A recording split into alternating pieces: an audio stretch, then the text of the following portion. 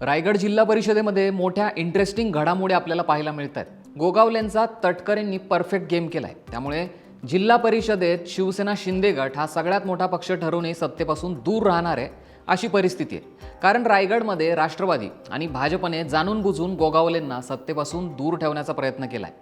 ZP अध्यक्ष आणि उपाध्यक्ष पदाची 12 मार्च रोजी निवड होणार आहे आणि त्यासाठी भाजप आणि राष्ट्रवादीने अलिबागमध्ये मोठ्या सेलिब्रेशनची तयारी सुरू केली आहे। महायुती म्हणून सत्ता स्थापन व्हावी यासाठी शिवसेनेने बरेच हातपाय मारले, तरीही शिवसेनेला आता सत्तेपासून दूरच राहावं लागणार अशी चिन्ह सध्या तरी दिसतात। रायगड जिल्हा परिषदेचा निकाल हा तसा शिवसेनेच्या बाजूने लागला होता। त्यात शिवसेना हा 21 जागेसोबत सगळ्यात मोठा पक्ष ठरला होता। त्यासोबतच भाजपला 15, राष्ट्रवादी काँग्रेसला 16, शिवसेना ठाकरे गटाला 5 आणि काँग्रेसला 2 जागा मिळाल्या होत्या। त्यामुळे त्रिशंकू परिस्थिती तिथे निर्माण झाली आहे। त्यातल्या त्यात तटकरे आणि गोगावले हे एकत्र येतील ही शक्यता कमीच होती। त्यातल्या त्यात राष्ट्रवादीने सत्ता स्थापनेचा दावा केला, तर भरत गोगावले यांनीही यंदा आपण भाजपला घेऊन सत्ता स्थापन करणार असा दावा ठोकला होता। पण राष्ट्रवादी काँग्रेसचे प्रदेशाध्यक्ष सुनील तटकरे यांनी जिल्हा परिषदेत भाजप आणि राष्ट्रवादी एकत्र येऊन सत्ता स्थापन करेल असं जाहीर करून टाकलं।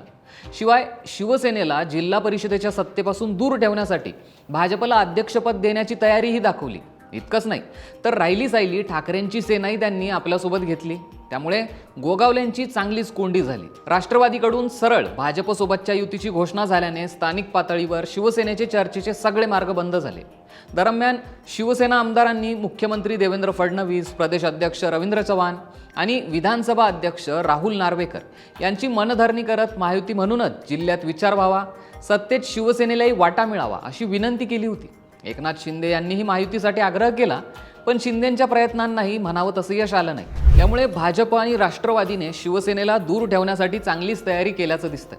तर जास्त जागा येऊनही शिवसेना अस्वस्थ असल्याचं चिन्ह आहे। आता झेडपी अध्यक्ष आणि उपाध्यक्ष पदाची निवड ही 12 तारखेला केली जाणार आहे। त्यामुळे अध्यक्ष आपलाच होणार असं गृहीत धरून भाजपकडून मोठ्या सेलिब्रेशनची तयारी केली गेली आहे। अलिबागच्या बीचवर असलेल्या ग्राउंडवर भाजप आणि राष्ट्रवादी काँग्रेसचा विजय मेळावा होणार असून त्यासाठी मोठा मंडप त्या ठिकाणी उभारला जातो। या कार्यक्रमाला भाजपचे प्रदेशाध्यक्ष रवींद्र चव्हाण, बावन्नकुळे आणि तटकरे असे मोठे नेते उपस्थित असणार आहेत। त्यामुळे या सगळ्या घडलेल्या प्रकारावर गोगावले यांनी आपली बाजूही आता मांडलेली आहे। अध्यक्षपदाची निवडणूक 12 तारखेला होणार आहे।